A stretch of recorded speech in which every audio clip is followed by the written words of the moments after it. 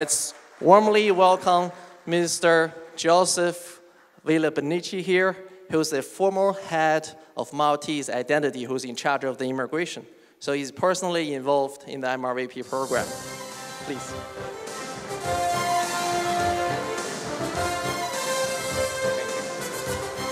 Namaste. In these few minutes which we will be sharing together, I hope to give you a better flavor of what Malta is all about. I understand that for many people, especially in Asia, Malta is an unknown factor. Very few people know about Malta. Also, as we have heard just now, traditionally, the immigration market has been dominated by North America, United States and Canada, some to Australia and maybe New Zealand. But we are living in a changing world. You all know what is happening around us in the United States with President Trump. There are issues on immigration. There are issues about trade tariffs. So things are going to change. And in this scenario, I think it is important that you, as service providers, as consultants to your clients, you need to offer them good solutions for whatever their needs. Obviously, Malta does not have the right solution to all your clients' needs. But for some clients, I believe that Malta can be a very interesting proposition. I said that Malta is relatively unknown in Asia and, of course, also in India. But I have to say that in Malta, the only foreign community which has kept its heritage, its language, its everything, is in fact an Indian community. They came to Malta around 1843. They were Sindhi, Hindus, and obviously this was the time that the Great Britain was taking over India. They came there and they stayed there for now 170 years. So what they found, the welcome, the acceptance of this small but important community was very good. And I'm saying this because, as I said before, Malta is not a place which comes easily to mind when it comes to immigration. Not so long ago, so don't think that relations with India stopped 170 years ago. Not long ago, about 10 years, we have an important Indian company, Aurobindo, came to Malta and set up a factory there. They are doing pharmaceuticals, generics, and Malta for them now has become a very important link to the European market. Okay, so things are happening with India, and I'm pleased to say that now with our immigration, with the new immigration programs, both for citizenship and residence, which Malta is offering, we are reaching out for Indian investors and Indian employees. The big question, of course, is, I always tell my colleagues that when I was much younger and I used to promote Malta for manufacturing purposes, there were always two questions. The first question was generally, where is Malta? Exactly, where is it, you know? And the second question, of course, was, yes, okay, now we know where it is, but why Malta? It's a big world out there. Making an investment and an immigration decision is not an easy decision. It's a very complex decision. So why should I consider Malta? I think today there is a very good answer why Malta. And that is an easy one, to be sincere, because I can say Malta is part of the European Union, and by coming to Malta, you are opening the door into the European Union, both for yourselves, for your families, for your children, because through Malta, it is an entry point into the European Union. But then, as we have seen, there are many countries in Europe which can provide you this possibility.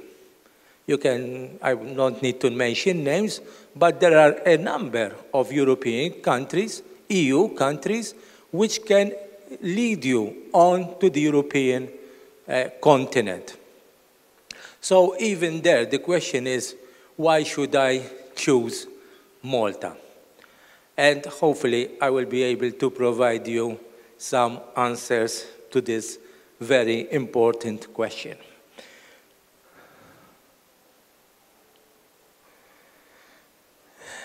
So, as I said, traditionally, the immigration market was not associated with Europe, but it was more associated with Australia and North America.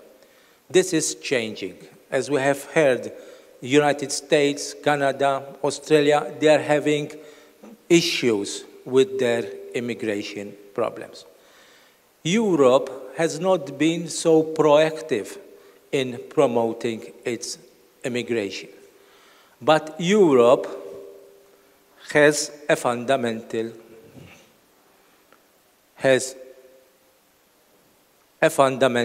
issue. It is a very rich market. It is the third largest market in the world in terms of population. Number one is China, 2, India, 3, Europe. Okay? It is very affluential. There is a lot of money. But Europe they have excellent education, good infrastructure. I'm sure you all have been to various parts of Europe, and you know the level of sophistication, of modernization that most European countries enjoy. Still, Europe has a big problem. And the problem which Europe has is that it has an aging population. People, Europeans, are living more, but the birth rate, the number of babies being born to European citizens, is on the decline. So what is going to happen? Europe needs consistently an inflow of expatriate, of foreign investors and employees. Okay? Europe cannot survive as it is without the input of these employees. And this has gone in various waves. At one stage, these employees came from, say, the Mediterranean, from Italy and from Turkey. Especially these workers went to work in Germany. Then, after that, you had a second wave when employees from the former East European countries, Poland, Hungary, Czech Republic, they were absorbed in the European scenario.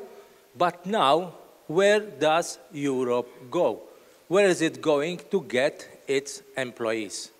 And this is, I think, where Asia becomes important. because of this aging population. And do not think that Europe is not already accommodating a lot of immigrants. As you can see, I keep changing this, in 2018, it is estimated that Europe will have 2 million immigrants, okay? That is a lot of people. And today, 7.5% of people living and working in the European Union are what we call third country nationals. They are non-European. They are from different countries like Asia. So,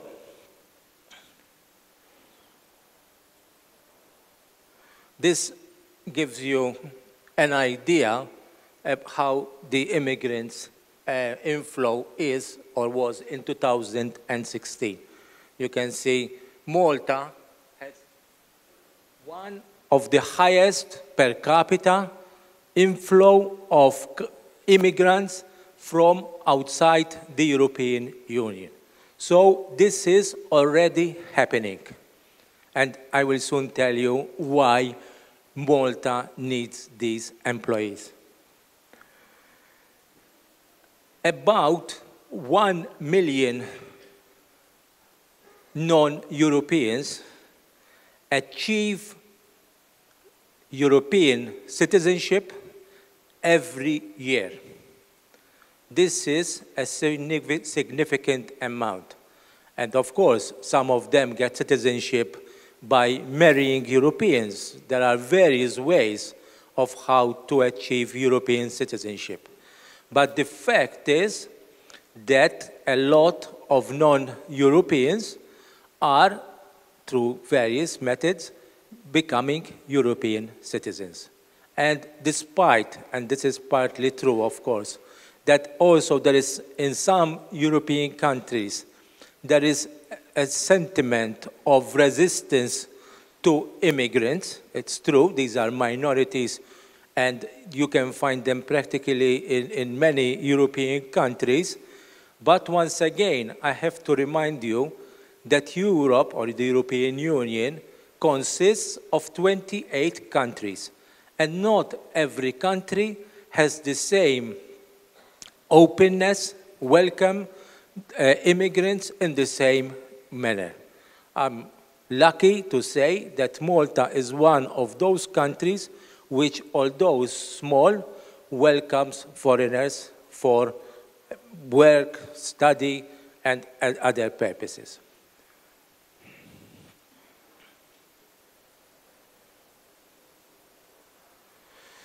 So, as I said, that was a little bit of a background, short background on Europe as a destination. My focus, of course, is, yes, if the immigration options are becoming more limited around the world, and Europe is becoming more interest to your clients, then Malta presents itself as one of the options.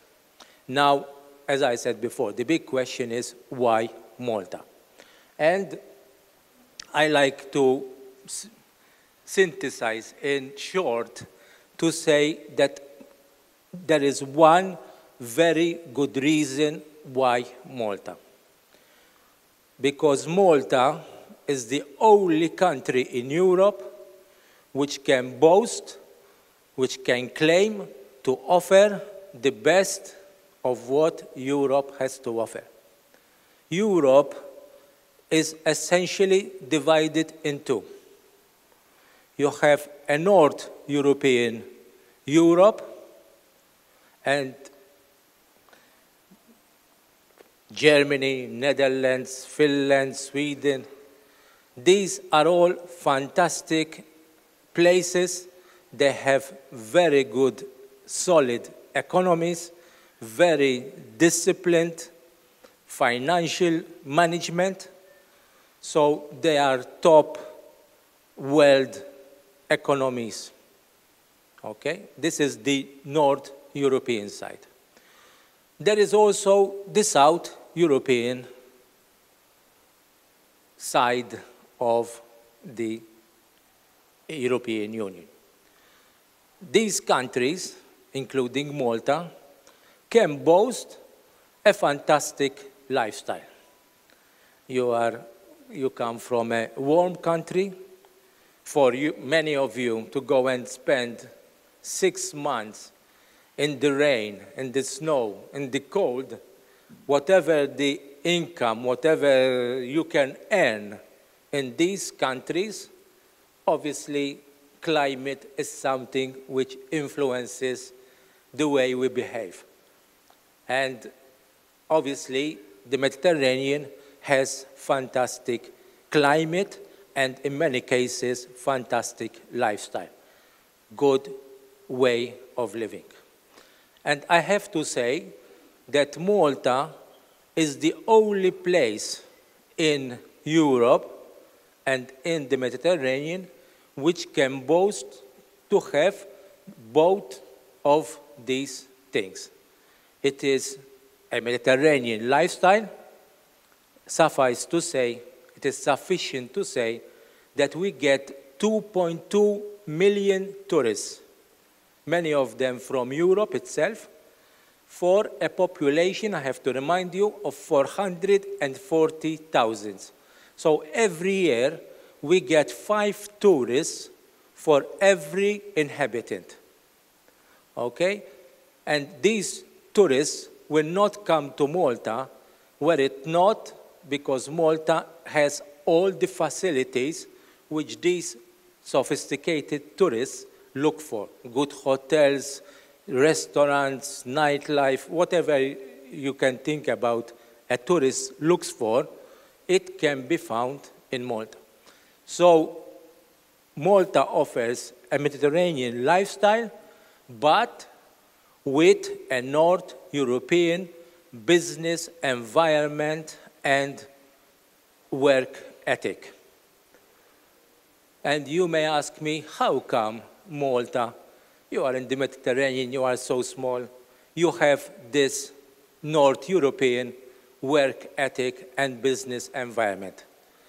And here I have to say, this is part of the legacy which we share with India, that we were part of the British Empire. And we are still today a country within the Commonwealth. Okay? So the fact that for 200 years we had British rule in Malta means, first of all, that today we can communicate. Unfortunately, my Indian stops with the namaste. But we can communicate, and we feel comfortable to communicate in English. So one good thing, for sure, which the British left to you and to us, is that we have made English part of our official language. And as you know, today, English is becoming the global language, and it opens doors in practically many, many countries. So this is one thing which we share with you in India and with your clients, of course, that when they come to Malta, they will feel very much at home because they know that English is spoken practically by every person, whether it is a waiter in a hotel, an employee in a factory. The language of communication very often is English. So this is something which makes Malta very distinct. This bringing together a Mediterranean lifestyle with a North European business environment.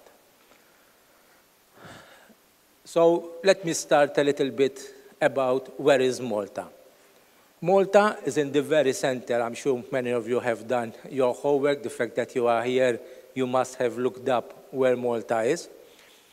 But just to put it in perspective, Malta is 1 hour away from Rome, 2 hours away from Paris, and 3 hours away from London. Yesterday, we went to Hyderabad, and it took me 1 hour something flight. It was still within India, very close by. If I take 1 hour flight from Malta, as I said, I'll be in Rome, or I can be in Greece. 2 hours, I can be in Istanbul. 1 hour, I can be in Tunisia or Morocco. So just to put it in perspective, that what for you is a domestic flight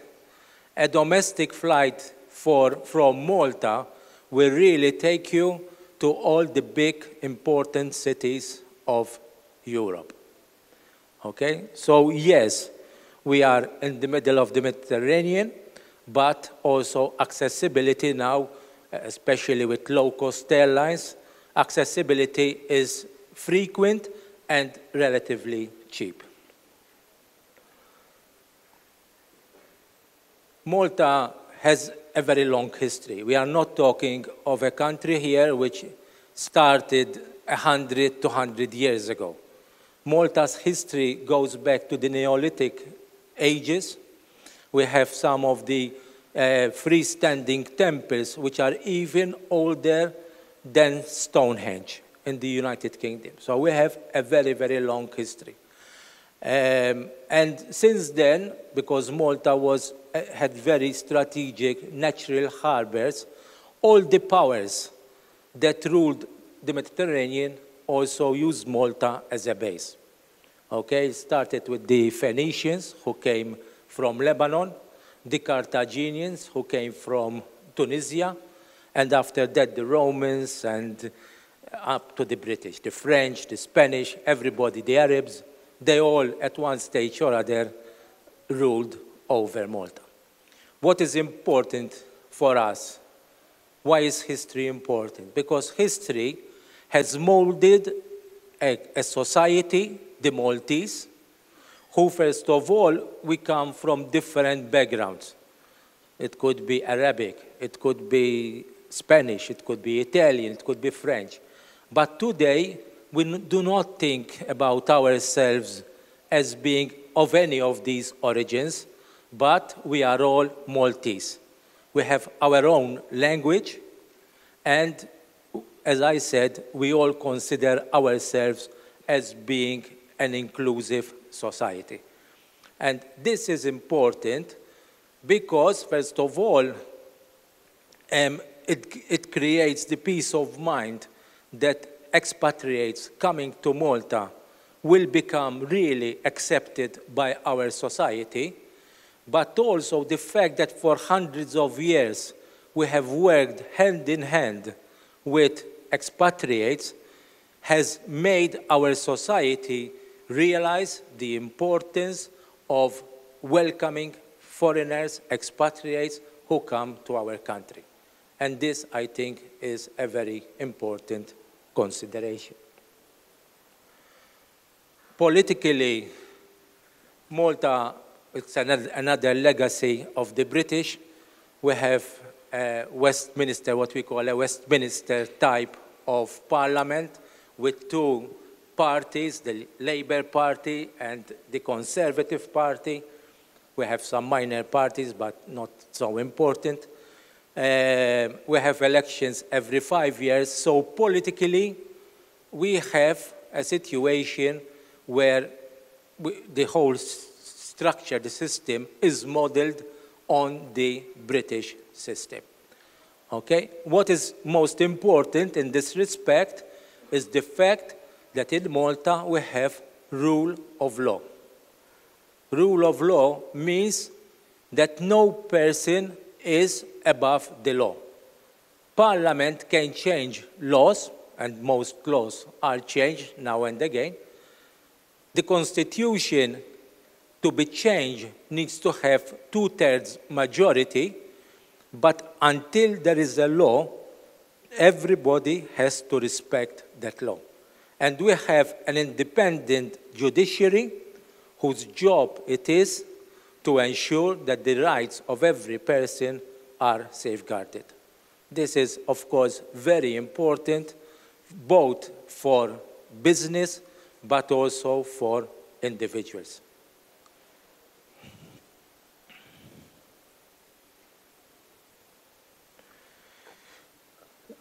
I said that we have a North European economy.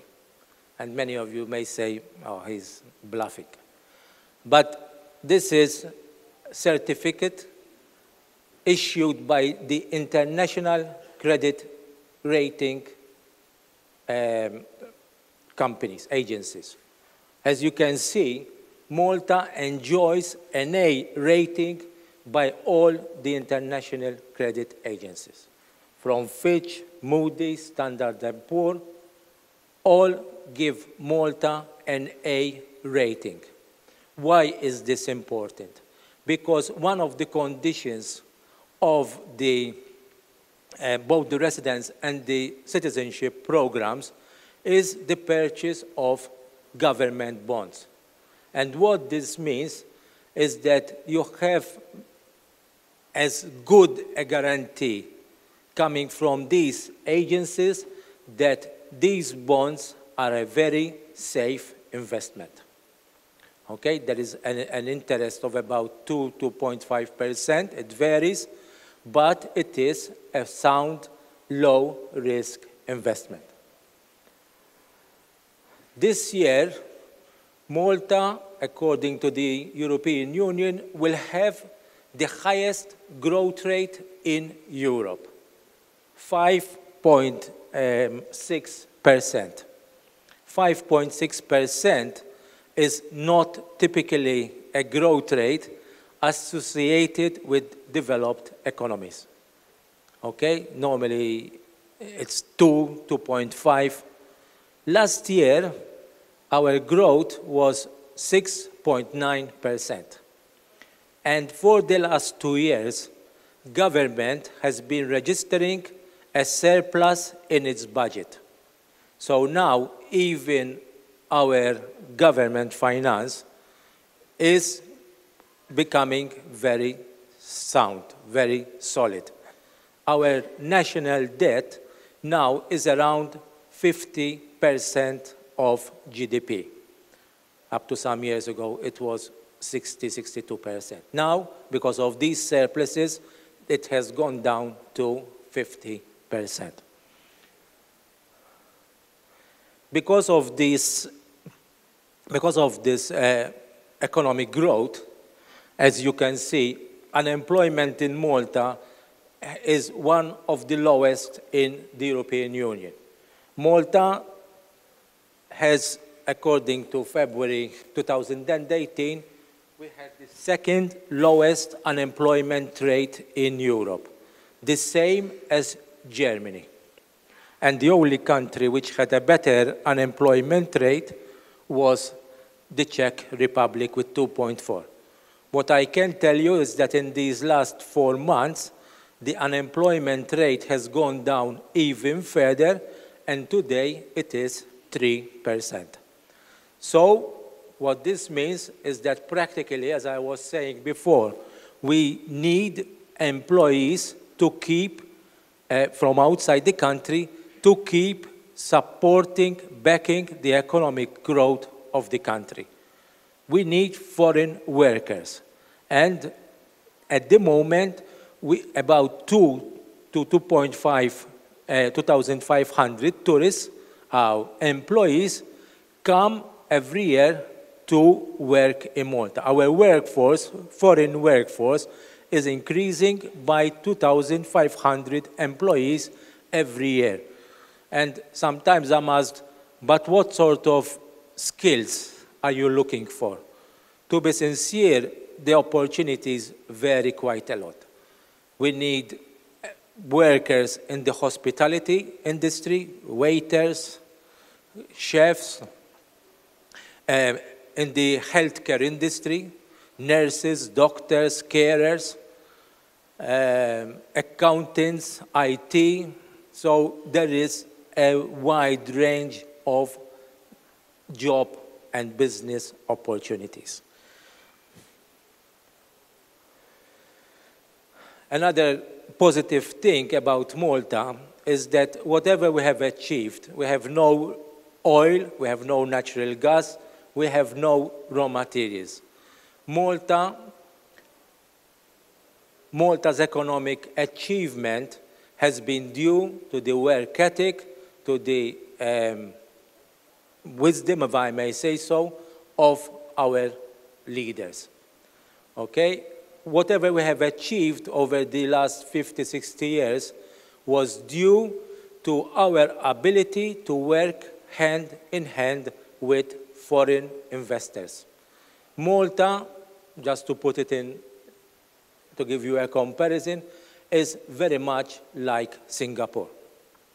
Malta is half the size of Singapore. Singapore has 5 million people.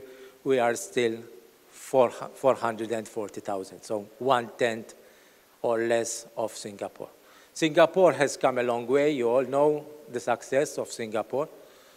And they have a very diversified economy. The economic growth of Singapore was also driven by multinational and global companies which established there, and so was ours. So we have created a business environment which makes Malta attractive to foreign investors, just like Singapore. Singapore, over the last 40, 50 years, they have done better than us economically because they were very, very focused. Also, I think we have done better than them in terms of social and political development. So they have done better economically, but in terms of social and political development, I think we have done better because obviously we are a democracy, and sometimes, not sometimes, most of the times, politicians argue about everything, and if one party sometimes says this is white, the other will say it is gray. So these things happen in a democracy, but it is a democracy which works, which ultimately has given good results. So I was saying that we have a good economic diversification. We are not dependent on one particular economic sector. Tourism, of course, is a very important industry, but it is not our main industry. Our main industry, in fact, are financial services, like Singapore. Okay, we have a whole range of international trading companies which operate from Malta. We have banks, international banks, trusts, funds, insurance company. They all use Malta as a base within, and I have to say this, within the European Union.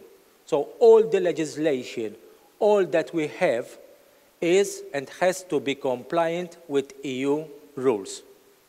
Okay? So you can have peace of mind that whatever activity, what Malta has to offer in these fields is fully compliant with EU legislation.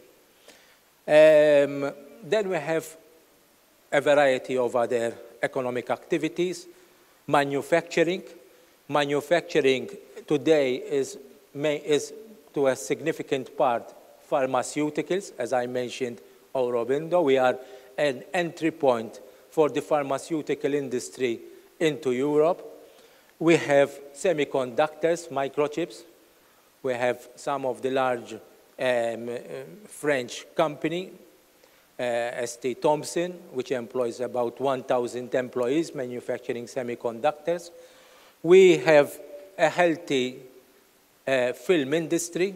I know you have Bollywood here, but obviously we do not have an indigenous film producing industry, but many of the international directors choose Malta to shoot part or all of their films. I mean, it's a long list of films which have been shot in Malta. The latest one was Assassin's Creed, 24 Hours. We had Angelina Jolie 2 years ago by the sea. So the list is, you had Gladiator, you know, it's a whole, the Count of Monte Cristo, it's never ending. And they come there because obviously the environment lends itself to shooting films, but also because we have, and I shall talk a little bit about this, a good tax system. Then we have aviation and maritime. We have, for example, the largest shipping register in Europe, and it is the third largest in the world. So this is all. You can tell me why did this register in Europe? There's a history, but we have been very good at identifying niches, economic niches, seeing what is around, introducing good legislation and institutions to support them, and building a reputation for ourselves. One such area is internet gaming. Malta is one of the biggest jurisdictions for internet gaming. So all the big internet companies have an office in Malta. And they come there. This is an industry which can go to any country at any time because it's very, what we call very mobile. Okay? What they need is a good internet structure, broadband, and with that you are in business. But they come to Malta because of the legislation for the industry within the EU and the tax incentives that Malta offers. This is just an example of what is taking place there. Okay, so this brings me to taxation. Malta, as I said before, has over the years tried to make itself attractive to foreign investors. And one of the ways of making yourself attractive is by offering advantageous taxation. Okay, I will not go into the many details, but suffice to say that for foreign investors, if you plan your tax situation, the tax can be as low as 5%. Okay, this is of course very attractive. To be sincere, it has caught the eye of some of the bigger European countries. 5 minutes. So it has caught the eye of the bigger European countries. And now Europe is talking about tax harmonization. This is the same for Ireland, Netherlands, Britain, as long as they are there, Malta, Cyprus. But the truth is that although we need to move towards tax harmonization, Malta can never give up its tax advantages. What we see is that maybe the tax will go up from, say, 5 to 10%. But we cannot afford to give more than that. Okay, because time is pressing. So this is a little bit about the economy. Now we talk a little bit about the lifestyle in Malta. English speaking, I spoke about. Hospitable, welcoming society, I also mentioned. Expatriates feel welcome. We have Mediterranean climate and cuisine, and very good medical facilities. We have the oldest, one of the oldest universities in Europe. Our university was set up about 400 years ago. Today, it comprises a whole range of faculties, from business and management to economics, law, dentistry, medicine. It's a whole array of faculties. And our system, education system, I presume very much like yours, is based on the English system. So students graduating from our schools and upper secondary schools can keep going straight to American or UK universities without the need for foundation or pathway courses. Okay, so the UK, the standard of living in Malta, the standard of education in Malta is a natural path also for tertiary education in the leading world universities, both in the UK as well as in the United States. I spoke about good medical facilities. In the World Health Organization has ranked our facilities as the 5th best in the world. And I have to tell you that healthcare, medical care in Malta, including medicine, is given for free, just like our education. Education from kindergarten up to university in the public schools is for free. It is for free for Maltese citizens, and it is for free for expatriates who live and work in Malta. It's not sufficient to have a residence permit. If, however, you are working in Malta, your children, yourselves will be eligible for free medical care and free education. This is a survey which was carried out in 2015 by Expat Insider. It's an international magazine which places Malta as the 3rd best destination for expatriates to live in. This was the conclusion that what they made. As you can see, they classified first Ecuador and secondly Mexico. After Malta, Singapore, Luxembourg, New Zealand, all very nice destinations, very nice countries where to live. So I think we are in good company. When they were asked, why are you giving such a high rating to Malta, these are some of the statements that were made. The balance between working and living in Malta.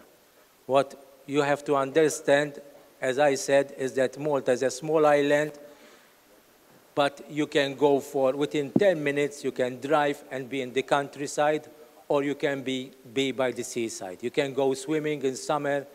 It's all natural, healthy exercise. No, you don't need to pay money.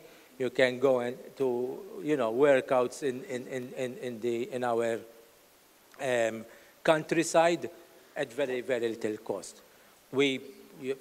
Tennis, golf, there are ample facilities, and as I said, because it's relatively very cheap to practice this type of sports. So that is very important. Whether I don't need to speak about historic sites and the reasonable cost of living. Of course, you can go to London, you can go to Paris, you can go to all the big cities in Europe, but the cost of living there is nothing comparable to Malta because they are obviously much more expensive. Okay? This is another very important point. I think that Malta is a very safe place where to bring up the family. In Malta, you can go to any place at any time of day, and at night, in the morning, and nobody bothers you. Okay? So for the family, it is a very important consideration, that it is a safe place. And just to give you an indication of how safe this Malta is, every year we get over 80,000 students, many of them 15 to 25-year-olds, who come to study English. They come from all over the world, from the Nordic countries, Latin America, Asia, and the families send their children to Malta to study English. They would not send them if they were not sure that it is a safe place.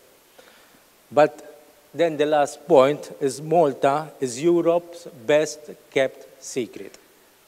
Okay, so I am not surprised that when you talk to many of your friends or relatives and say, oh, I'm considering doing something in Malta, they say, as I said before, what is that? How come?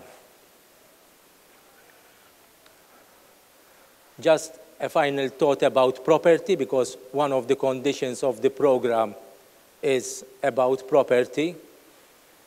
This slide shows the price of property between 2009 and 2013. As you can see, the prices continue to increase.